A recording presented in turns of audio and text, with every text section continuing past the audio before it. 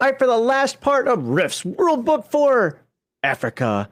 Dog's going to give us some adventure ideas. There's some folks that were saying that, hey, you know what, the Africa book's just missing a lot. It could have been so much more. Well, let's find out how much more it could be, or find out what kind of adventure ideas we can have here. So what kind of adventure ideas? What are the ideas for adventuring in Africa? It just seems like 4 horsemen and some evil Egyptian pharaoh dragon people.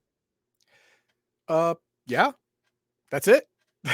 The main campaign is against the 4 horsemen. Once that's done, the heroes can leave Africa if they want, or they can go after Pharaoh Ramesset and his evil empire of racist bigots. You know, all of your blue-haired players will really like that, but it's not necessary, but it's here, and I'm going to show you how it's done. The core values of #RPGate and any good tabletop group are escapism, not representation, entertainment over activism, and natural, organic inclusion, not forced diversity. Please follow that QR code or refer to the description below for the link to the charity we support, which is the Wounded Warrior Project. Thursdays and Saturdays, you can watch the Dirty Casuals on twitch.tv/Legion of Myth. Fridays and Sundays, you can watch the Friday Night Chill Stream and RPG Digest on our YouTube and Rumble channels. Please leave us a comment with your thoughts and experiences, and if you like our gaming content, please be sure to subscribe to Legion of Myth. All right, here we are. And first, the main reason you'd probably buy the African book is for the 4 Horsemen campaign. And in this campaign, you get to see again Erin Tarn. She is traveling in Africa during this time, and she is a pivotal part of the main adventure, which is the defeating of the 4 Horsemen. And of course, where Erin goes, Captain Thorpe follows, her trusty Cyber Knight.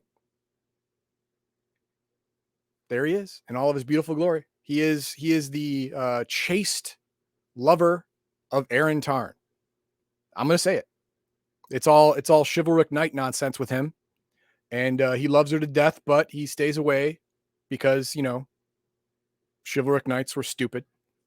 Okay. But the cool thing is also you get Victor Laszlo, the real Victor Laszlo.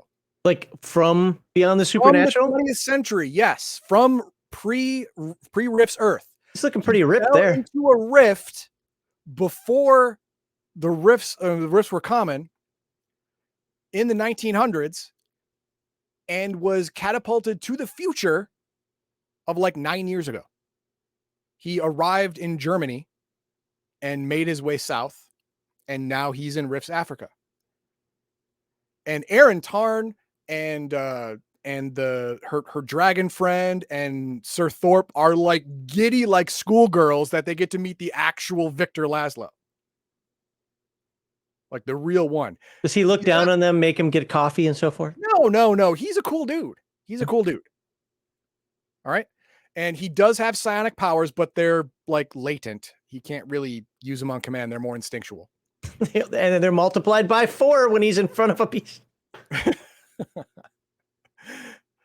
So, you know, these are all, you know, flavor added to the main campaign. You, Erin Tarn, Victor Laszlo, and Lilo or Lolai or whatever is the Asian dragon get to work together to stop the 4 horsemen. There he is. How you doing? Oh, that's Laszlo? Lo Feng. Sorry, Lo Feng. Lo Feng the dragon. That's a dragon?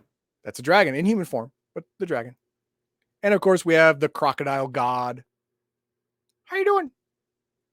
Come closer. No, I'm good. Thank you. You know, all that stuff. But this, you use these NPCs in the main campaign. You're fighting the horsemen. But after the horseman is done, after you've defeated the horsemen, you can go on to the other obvious adventure in Africa, defeating the Phoenix Empire. Now, if you don't defeat the horsemen, it doesn't matter. It doesn't matter. There are no more adventures. Yay. So, all you game masters out there, if you want to stop your Rifts campaign, but everyone says, no, I don't want to stop, get Rifts Africa, play it out, make sure they lose, you stop. Because the world's over. There you go. So, encounters and adventures. You have necromancers. That is easy. The necromancer, the African witch, they are low level but long reach NPC villains. You can save several villages, large sections of continent if they're like 15th level from these slowly poisoning the land and the people bad guys, because that's what necromancers and African witches do. Whatever. No, that's what they do. So you can go hunting these folk too. That's fine. You can do it. What do we have? Bandits, mind bleeders, spies, or assassins. Witches just looking for trouble for fun. Bad medicine shrine. Nightmare zombies created by death that are still around. You can or created by a necromancer. And many other possibilities. Obviously, the Four Horsemen's the first one. Gods of Light, Merlin, and New Camelot. This is only if you have the world book for Britain. Because in this book, it doesn't give enough to really play it out. Splugorth, like I said, once Splintcriff finds out about the Four Horsemen, he's going to try and put a stop to that because it's bad for business. So he might actually give help on the down low. All of the Chenku dragons, all of the Asian dragons, they don't like the Horsemen either. You can enlist them for it. And after that's over, these are still contacts you have. These are still people you can call upon, or beings you can call upon for assistance, information, or passage back to where they're from. So this is a great way to introduce any European source book and any Asian source book. Is there a Rifts Middle East? Not that I'm aware of, no. Huh. Not specifically. But you don't want to go to Rifts France. Well, you don't want to go to real world France. No, but it's worse in Rifts France. Oh. Okay, story ideas for the Pharaoh. The Pharaoh Ramesset. Now that the apocalypse creature is taken care of, the Four Horsemen are dead, you turn your goody two-shoes ways to the Phoenix Empire. And this gives you the story ideas to do that. And that's basically it. That is all of Africa. Now, adventure-wise, it's pretty slim. Pretty slim pickings. You have the main campaign, which is what most people get the book for. You have the secondary campaign, which is against the Pharaoh and the Phoenix Empire. And you have the general filler adventures against native witches and necromancers. And that's it. So story-wise, this is the weakest of the books I've read for Rifts. The absolute weakest. But it's still not the worst. Still not the worst. The New West is worse. Much worse. Because it is not separated by a giant ocean. So all of the powers and skills and abilities can easily go into the mainstream North America and screw with your stuff. The powers in the New West wreck all other source books and world books. Just wreck them. Awful. I didn't like the trope. I thought it was overly tropey. I tend to like tropes, yes, but it was too overly tropey. Yes. Yes, it is a caricature of spittoons, saloons, and whores. Even Roadhogs for TMNT didn't do that. It's way too much. It's over the top. Africa, the only over the top thing are the Armageddon creatures, but they bring about the end of the world, so they should be as high as the top, right? I mean, it really should.